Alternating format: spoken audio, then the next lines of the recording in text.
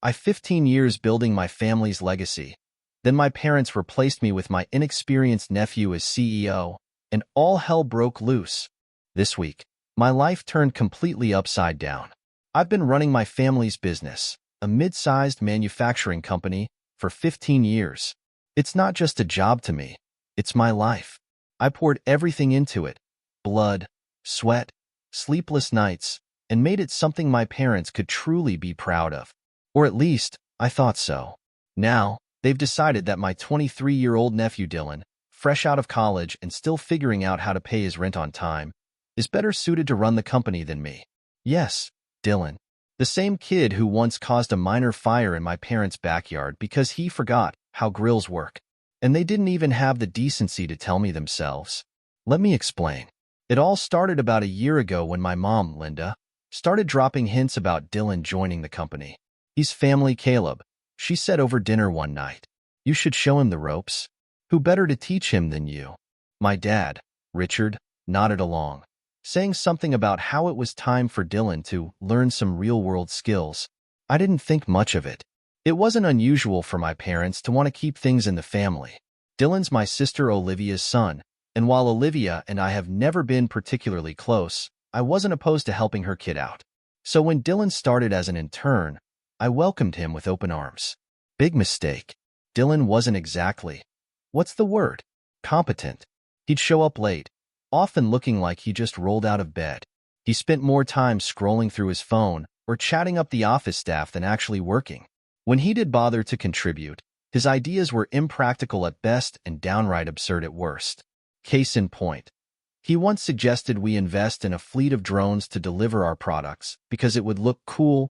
Still, I tried to be patient. He was young, and I figured he'd eventually grow into the role. I even assigned him small projects to help him learn the ropes. But instead of taking it seriously, he treated the company like his personal playground.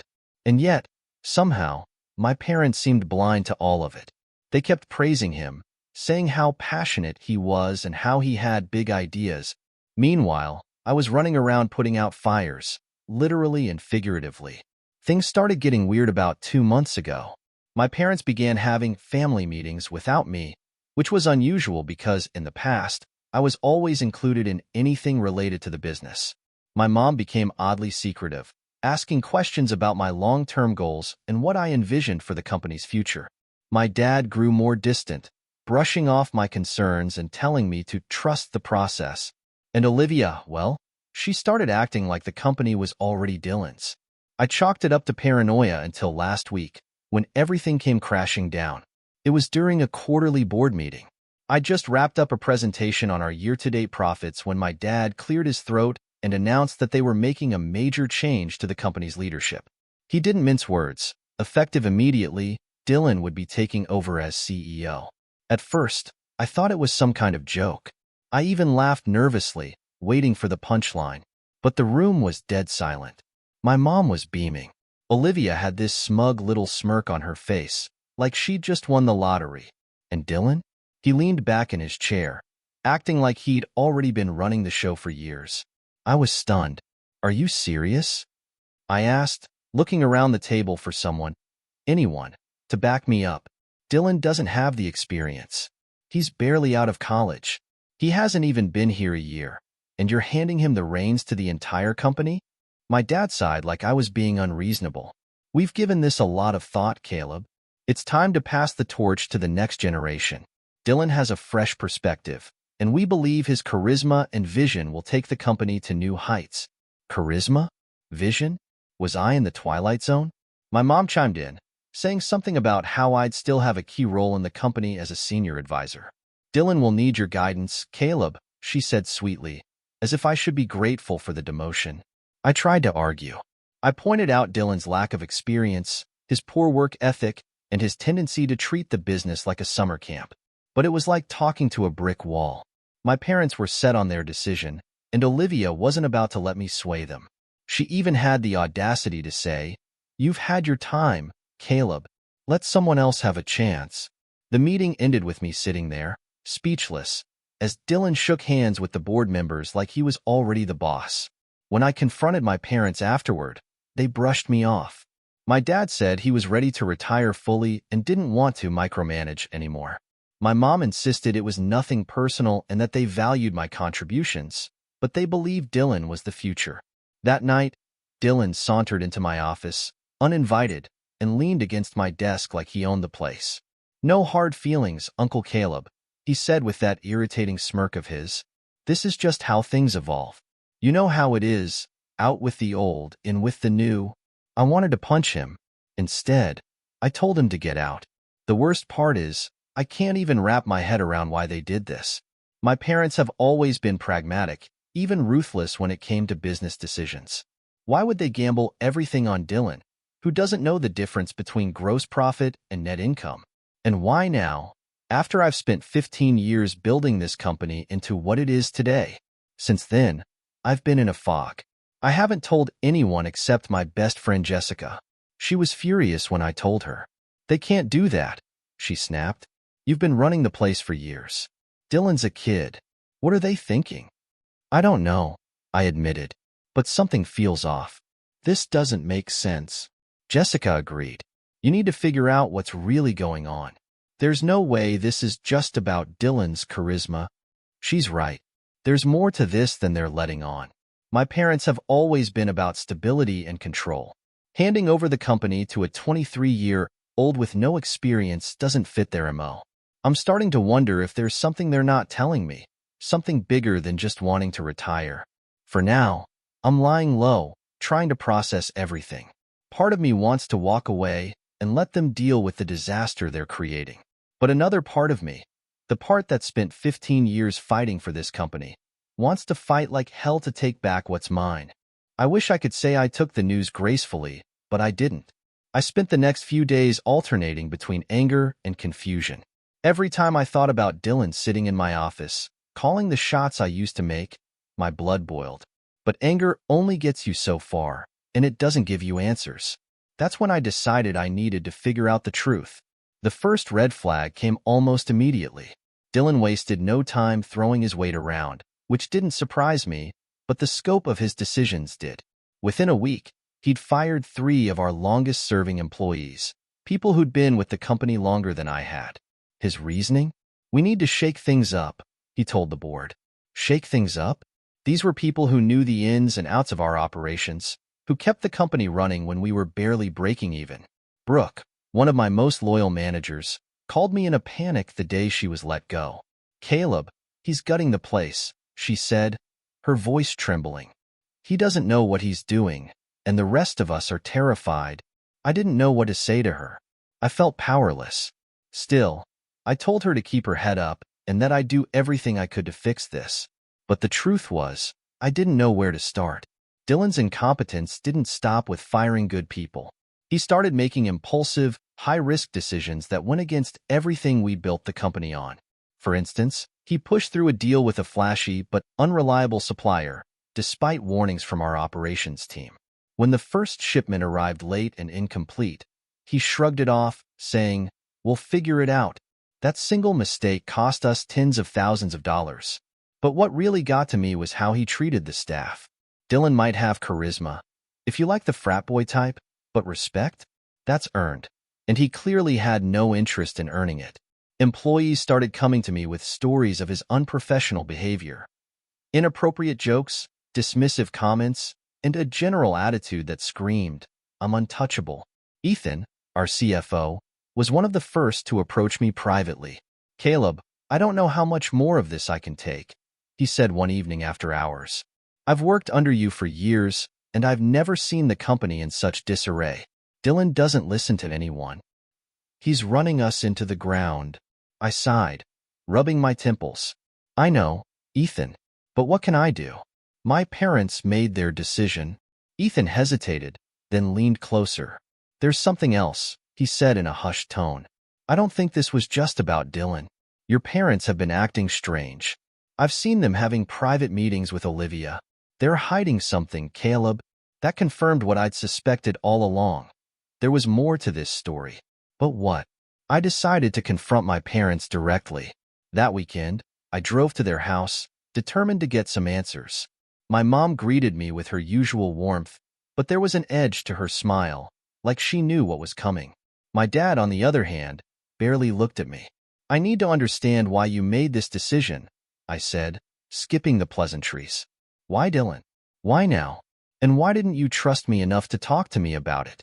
My mom sighed, as if I were being difficult. Caleb, we've been over this. It's not personal. We just think Dylan has the vision the company needs for the future. The vision? I repeated, incredulous. He's barely been here a year, Mom. He doesn't understand the business. He doesn't respect the employees. He's already making mistakes that are costing us money. How is that the vision we need? My dad finally spoke up, his tone sharp. You're too emotional about this, Caleb. You've always been a hard worker, but leadership isn't just about hard work. Dylan has qualities you don't. I couldn't believe what I was hearing. Qualities? Like what? Being reckless? Being entitled? What's really going on here? Neither of them answered. My mom just looked away, and my dad muttered something about not wanting to fight. I left more frustrated than ever, but I knew one thing for sure. They weren't telling me the whole truth. The next day, Jessica called me, checking in as she always does. She's been my rock through this whole mess, always giving me the clarity I desperately need. When I told her about my parents' evasive answers, she didn't hold back. They're hiding something, Caleb. And I don't buy this whole next-generation nonsense. Your parents are smart. They know Dylan isn't ready. There's another reason they're doing this. She was right, of course. There had to be more to it. But what? As the days went on, more pieces of the puzzle started falling into place. I overheard whispers from employees about financial troubles, debts the company might be carrying that I didn't know about. Ethan, the CFO, admitted that my parents had been pressuring him to keep certain financial details off the books. And then there was Olivia. She was practically glued to my mom's side, whispering in corners and throwing me smug looks whenever she saw me. It didn't take a genius to figure out she was involved. Olivia had always been the golden child, the one my parents doted on. I'd worked my ass off to earn their respect, but Olivia? She could do no wrong. Now, it seemed, she was using that to her advantage, and Dylan was her pawn. The breaking point came when Brooke, the manager Dylan had fired, showed up at my house in tears. She handed me a stack of documents she'd managed to take with her before she left. You need to see this, she said, her voice shaking. The documents were contracts Dylan had signed without consulting the board, locking us into deals that would bleed the company dry if they went south. Worse, there were emails between Dylan and his best friend Lucas, emails that hinted at kickbacks and under-the-table deals. My heart sank as I realized the depth of the mess Dylan was creating. But it also lit a fire in me. This wasn't just about me being replaced anymore. This was about saving the company from being destroyed. It was time to fight back. But first, I needed a plan. If I thought Dylan's recklessness was bad, it was nothing compared to what I uncovered next. The documents Brooke gave me were just the tip of the iceberg. I spent hours poring over every email, contract, and memo she'd managed to salvage. What I found wasn't just evidence of Dylan's incompetence. It was evidence of something much darker. The first clue was a string of suspicious emails between Dylan and his best friend Lucas, who'd apparently been helping him broker deals. Lucas wasn't an employee, but he'd somehow become Dylan's go-to advisor. One particular email caught my eye. Lucas boasting about keeping everything off the radar and referencing a side deal that Dylan owed him for. My stomach churned as I realized what it might mean. Were they siphoning money from the company? I called Jessica immediately. I need your help, I told her, explaining what I'd found. She wasn't just my best friend. She was also one of the sharpest people I knew. This is big, Jess. If Dylan and Lucas are working some kind of scheme, I need to expose it before it's too late. Jessica didn't hesitate. Okay, first things first. You need someone who knows how to handle this legally. Do you have a lawyer? I didn't, but I knew someone who could help. Marcus, an attorney I'd met through a mutual friend, had a reputation for being ruthless in business disputes. I called him the next day, and after hearing my story, he agreed to meet. When I showed Marcus the emails, he raised an eyebrow. This is sketchy, but it's not enough to prove anything illegal yet, he said. We'll need more. Bank records, invoices, anything that shows money changing hands. That meant digging deeper. With Marcus's guidance, I started gathering as much evidence as I could. I went back to the office under the pretense of cleaning out my desk, a humiliating experience, by the way, and managed to pull some key financial records from the company's shared drive. What I found made my blood run cold. The company's financial health was much worse than I'd realized. Over the past year, there had been a series of unusually large withdrawals from our accounts, all authorized by my parents. I cross-referenced the transactions with contracts Dylan had signed and noticed a disturbing pattern. The payments lined up with deals involving Lucas's contacts. When I confronted Ethan, our CFO, he looked like he'd been expecting it. "I didn't want to tell you this, Caleb," he said, "but your parents have been hiding a lot from you. The company's been in trouble for a while. Years, actually." I was floored. "Why didn't they tell me?" "They didn't want to scare you off," Ethan admitted. "And, honestly, I think they were embarrassed. They made some bad investments, and things spiraled out of control. Bringing Dylan on wasn't just about succession. It was about finding someone who'd take risks, no matter how reckless." It was starting to make sense. My parents had gambled the company's future on Dylan because they were desperate. But why? What were they so afraid of? The answer came from an unlikely source: my mom. Later that week, I stopped by my parents' house again, determined to get some answers. My dad was out, so it was just me and my mom in the kitchen. I didn't hold back. "Mom, I know about the debts. I know about the bad investments. Why didn't you tell me?" Her face fell, and for the first time in weeks, she looked genuinely remorseful. "We didn't want you to worry, Caleb," she said softly. "We thought we could handle it on our own." "How?" I demanded. "By handing the company over to Dylan? He's making things worse, not better." She hesitated, then dropped the bombshell. "It wasn't just about the debts," she admitted. "Your father and we were afraid of losing everything. Dylan reminded us of what we were like when we started the business. Young, ambitious, willing to take risks. We thought he could bring that energy back." I couldn't believe what I was hearing. "Mom, Dylan isn't you and Dad. He's not ambitious, he's reckless. And now he's dragging the company into even deeper trouble." Tears welled up in her eyes, and for a moment, I felt a pang of guilt. But that didn't change the fact that their decision had put everything I'd worked for in jeopardy. My conversation with my mom confirmed what I'd suspected. This wasn't just about Dylan's so-called potential. It was about fear. Fear of failure. Fear of losing the legacy they'd built. But what my parents didn't realize was that their desperation was driving the company straight into the ground. The final piece of the puzzle came from Olivia. I caught her in the parking lot of the office one afternoon and decided to confront her. "What's your role in all this?" I demanded. "You've been scheming with Mom and Dad from the start. What's your angle?" She didn't even try to deny it. "You always think you're the smartest one in the room, don't you, Caleb?" she said with a sneer. "This isn't about you. It's about the family. Dylan is the future, whether you like it or not." "Why?" I pressed. "What do you get out of this?" Her smile faltered, just for a second.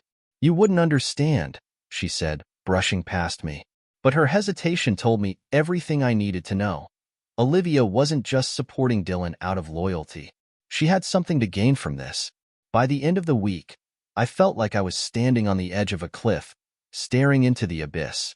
The company was in deeper trouble than I'd realized. My parents were hiding secrets, and Dylan was running amok. But I wasn't ready to give up, not yet. I had evidence, allies, and a growing determination to take back what was mine. The question was, how far was I willing to go? If there's one thing I've learned, it's that desperation makes people dangerous. My family's decisions weren't just reckless, they were calculated. The more I dug, the clearer it became. My parents, Olivia, and Dylan were all tied up in a web of schemes that went far deeper than I'd imagined. And if I wanted to take back control of the company, I needed to dismantle that web piece by piece. The first step was gathering enough evidence to confront them. With Marcus's help, I spent the next few weeks compiling every shred of proof I could find. Bank records, contracts, emails, anything that could paint a clear picture of the damage Dylan and Lucas were doing. What we uncovered was staggering. For starters, Lucas wasn't just advising Dylan. He was directly profiting from the deals Dylan was making. Several payments had been funneled to a shell company Lucas owned, disguised as consulting fees. Worse, Some of the contracts Dylan signed locked us into long-term commitments with vendors that Lucas had ties to, vendors that were charging us exorbitant rates for subpar services. But it didn't stop there. Olivia was involved too, just as I'd suspected. A deeper look into the financials revealed that she'd been receiving commissions for bringing in new business partners who, coincidentally, all had ties to Lucas. It was a classic case of nepotism and greed, and it was bleeding the company dry. I confronted Ethan with this information, and his reaction said it all. I knew something was off, he admitted, but I never imagined it went this deep. Caleb, this could ruin the company. I know, I said grimly. That's why we have to act now. The next step was rallying the remaining employees who still supported me. Brooke, despite being fired, was eager to help. I want to see Dylan crash and burn, she said bluntly. She still had connections within the company and agreed to feed me intel on what was happening inside. Jessica, as always, was my rock. She offered not just moral support but practical advice. You can't just expose them. You need a plan for what happens next, she reminded me. If you take Dylan down without a clear vision for the company's future, your parents will just find another scapegoat. She was right, of course. So, I started drafting a proposal, a roadmap for how I would stabilize the company once I regained control. It wasn't glamorous, but it was realistic. Cutting ties with shady vendors, renegotiating contracts, and rebuilding trust with our employees were at the top of the list. Meanwhile, Marcus worked on the legal side of things. He drafted a letter to the board, outlining Dylan's misconduct and providing enough evidence to demand an emergency meeting. But before we sent it, something happened that turned everything on its head. Brooke called me one evening, her voice shaking. Caleb, you're not going to believe this. Lucas is at the office, after hours. What? Why? I asked. I don't know, she said. But he's in the conference room with Dylan, and they're going through documents. It looks shady. I didn't hesitate. I grabbed my keys and drove straight to the office. When I arrived, the building was dark except for the faint glow of lights coming from the conference room. I crept closer, staying out of sight, and listened to their conversation. Do you think he suspects? Lucas was saying. Probably, Dylan replied. But it doesn't matter. By the time Caleb figures it out, it'll be too late. Once we secure this deal, we'll have enough leverage to push him out completely. What about your parents? Lucas asked. Dylan laughed. They'll do whatever I say. They're desperate for this company to stay afloat, and I'm the only one giving them hope. I clenched my fists, rage boiling inside me. Dylan wasn't just incompetent. He was actively plotting against me. And the worst part? My parents were unwitting pawns in his game. I stepped into the room before I could stop myself. Hope? That's what you call this? I said, my voice cold and steady. Dylan's face turned pale. Uncle Caleb, he stammered. What are you doing here? Watching you dig your own grave, I said, holding up my phone. I recorded everything, Dylan. Every word. Care to explain? Lucas bolted, muttering something about not wanting to get involved. Dylan, on the other hand, tried to play it cool. This isn't what it looks like, he said, forcing a smile. We were just strategizing how to ruin this company. I shot back.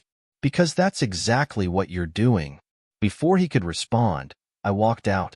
I had everything I needed to bring this to the board, and I wasn't going to waste any time.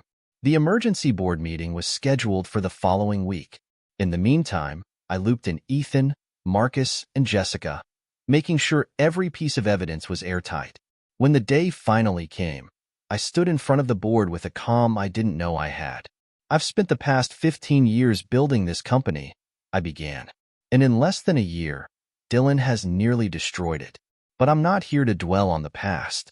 I'm here to present a solution. I laid out everything. The financial mismanagement, the shady deals, the nepotism, and the outright corruption. I didn't pull any punches. By the time I finished, the room was dead silent. My parents looked devastated.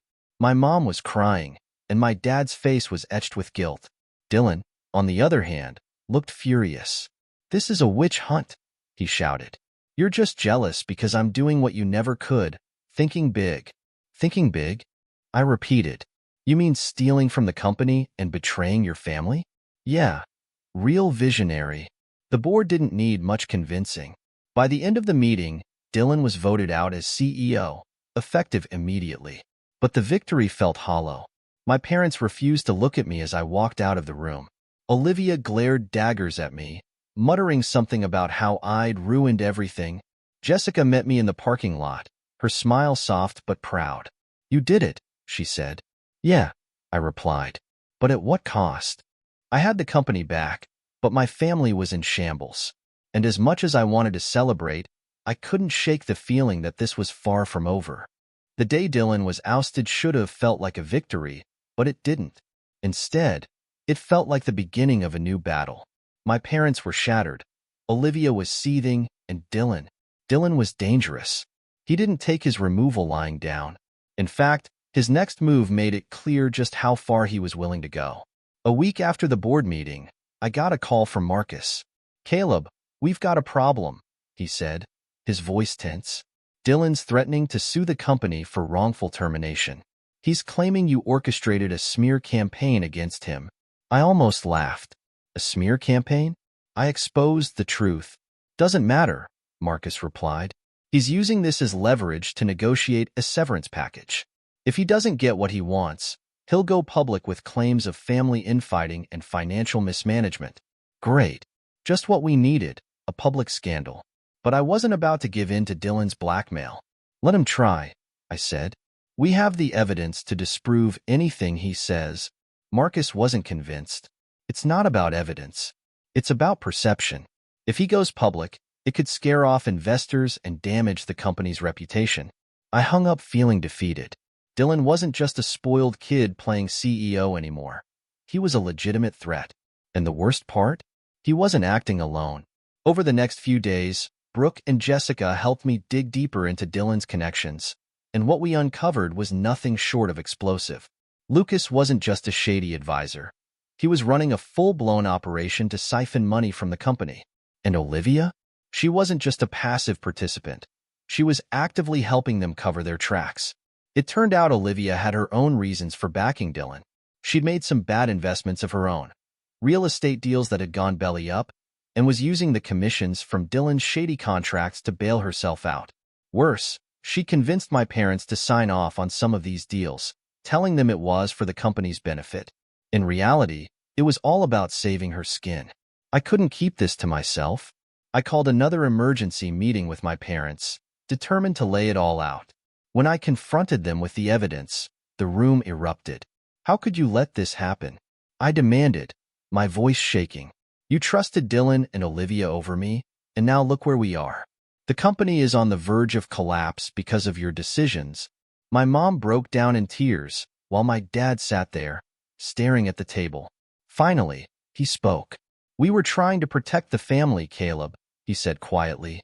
We didn't want to burden you with our mistakes. Protect the family? I shot back. By giving the company to someone who didn't earn it? By hiding the truth from me? You didn't protect anyone. You made it worse. Olivia, predictably, tried to deflect. Oh, come on, Caleb. Don't act like you're some saint. You've made mistakes too. Maybe, I said, locking eyes with her. But I never stole from my own family. That shut her up. Just when I thought things couldn't get worse, Dylan made his final play. He went to the press, spinning a sob story about how he'd been unfairly pushed out by a jealous uncle who couldn't handle change.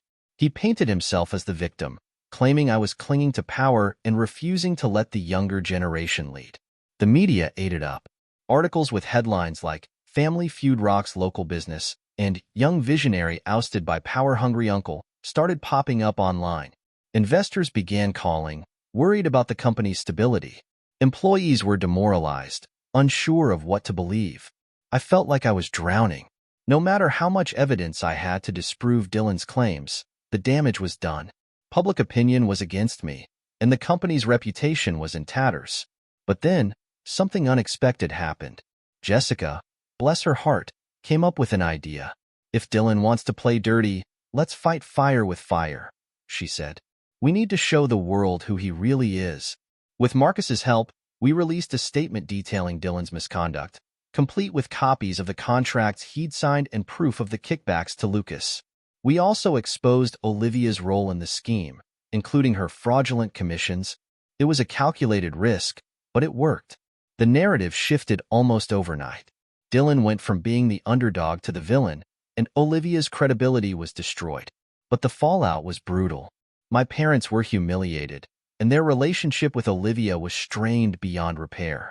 Dylan disappeared from the public eye, but not before leaving a cryptic message on social media. This isn't over. In the end, the company survived, but just barely. It took months of damage control to rebuild trust with investors and employees. I reinstated Brooke and a few other key staff members, and with their help, we slowly started to recover. My relationship with my parents, however, was a different story. They apologized, of course, but the damage was done.